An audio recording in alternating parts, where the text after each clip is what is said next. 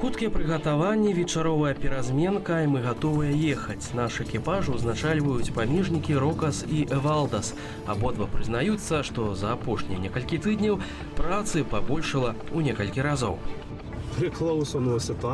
Вядома, усё залежыць ад сітуацыі. Бывае, проста патрулюеш і ніякіх праблемаў. Але цяпер узмацнілася нелегальная міграцыя. Даводзіцца і бегаць, і затрымліваць. З псіхалагічнага гледзяшча мне гэта не складана. А як у іншых калегаў з гэтым, не ведаю.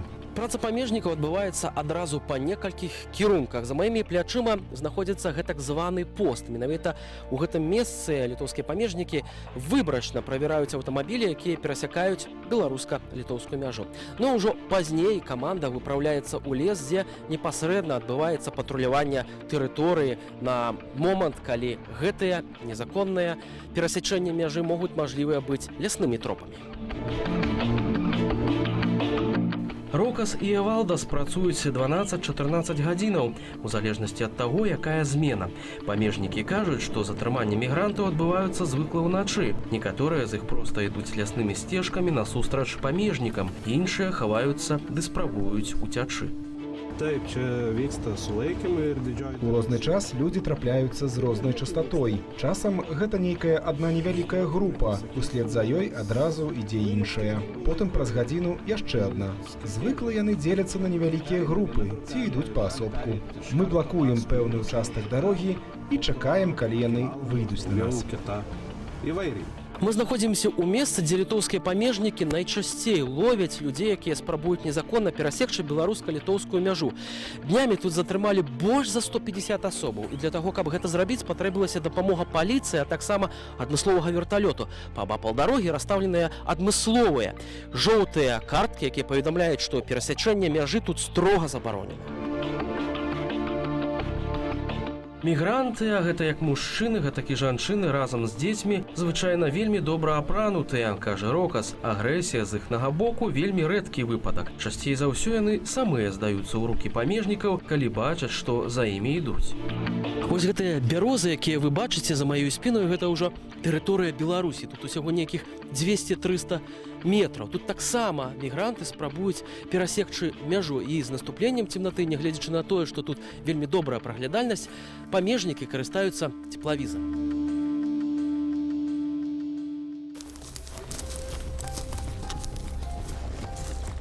Мы вяртаемся іншай дарогай. У пэўны момант Рокас і Эвалдас выходзяць з машыны і уважліва праглядаюць тэрыторыю. Праз момант знаходзім белую куртку. Яе пакінуў той, хто б не хацеў прыцягваць увагі.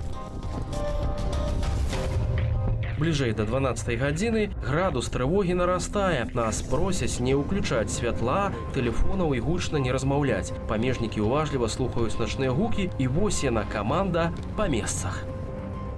Tai kiek žmonių dabar perėjo? Dabar 4 asmenys perėjo sieną. 4 asmenys perėjo sieną? Taip.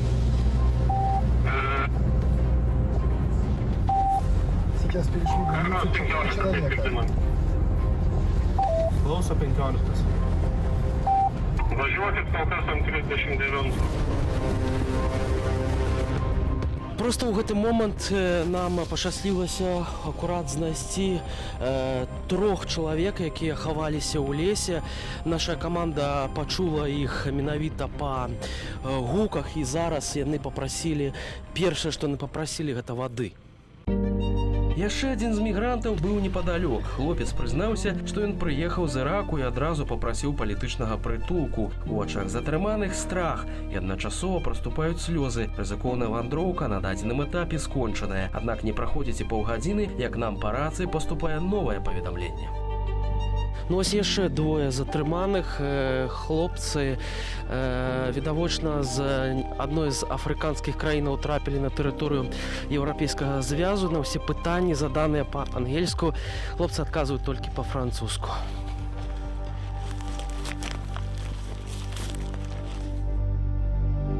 Як вынік, за ноч 10 затрыманых на тэрыторыі, якая належыць да друскіненкайскай заставы. Give me your bag. Як яны перасеклі мяжу ў Беларусі, звыкла не распавядаюць. Дакументы адсутнічаюць. Часам яны нават не называюць сваіх імёнаў і краіну паходжання. Истории разные. часть с африканских стран в основном говорят о том, что они прибыли в Беларусь как студенты и, проучившись какое-то время, их просто выдворили из этих учебных заведений, и они просто посмотрели, что самый ближайший путь в Евросоюз через Литву. Другие просто в поисках лучшей жизни экономических ищут работу хорошо оплачиваемую. Каб спыніць хвалю нелегальнай міграцыі, кіраўніцтва краіны ўжо усталёўвае калючы дрот каля межаў з Беларуссю. Аднак гэта не ўсё. Мы все-таки стараемся, что видеонаблюдение на всем промежутке границы, это 680 километров, на этот момент только 38% у нас видеонаблюдение есть. Мы не могли не пацікавіцца, як самыя літоўцы ставяцца да гэтай сітуацыі. Ну как, нехорошо, плохо? Те, которые пересекают, они люди. Их право.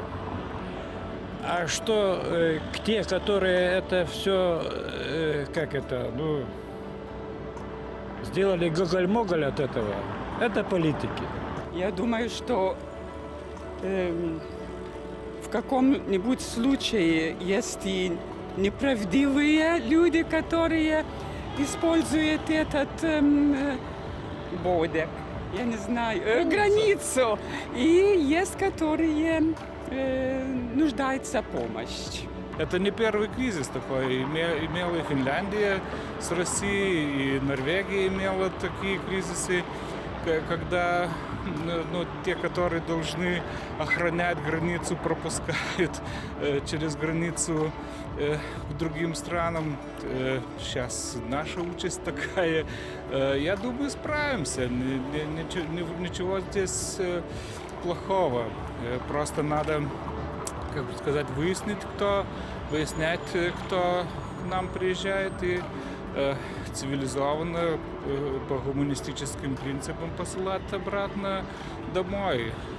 Что поделаешь, сотрудничать с белорусским режимом не выйдет. Это политика. А политика, не буду ругаться и не буду говорить образно, это вот такое. У службе аховы дзяржаўнай мяжы Літвы прызнаюцца, што кантакты з беларускім бокам спыніліся яшчэ з пачатку гэтага года. Если у нас было бы сотрудничество с другой стороны, пограничниками, мы, наверное, бы знали, когда это закончится. Но когда нету, граница все-таки охраняется с двух сторон. Когда сейчас идет охрана только с одной стороны, я думаю, это еще долгое время такая ситуация у нас будет на границе. І сапраўды, пасля нашага ад'езду з Літвы беларуска-літоўскую мяжу перасяклі яшчэ больш за 100 мігрантаў, якая будучыня гэтых людзей не ведае бадай ніхто. На развітанне мы спрабавалі падтрымаць іх воклічам «Good luck, guys», аднак у адказ пабачылі толькі роспач і неразуменне ў вачах. Віталь Бабін, Белсат.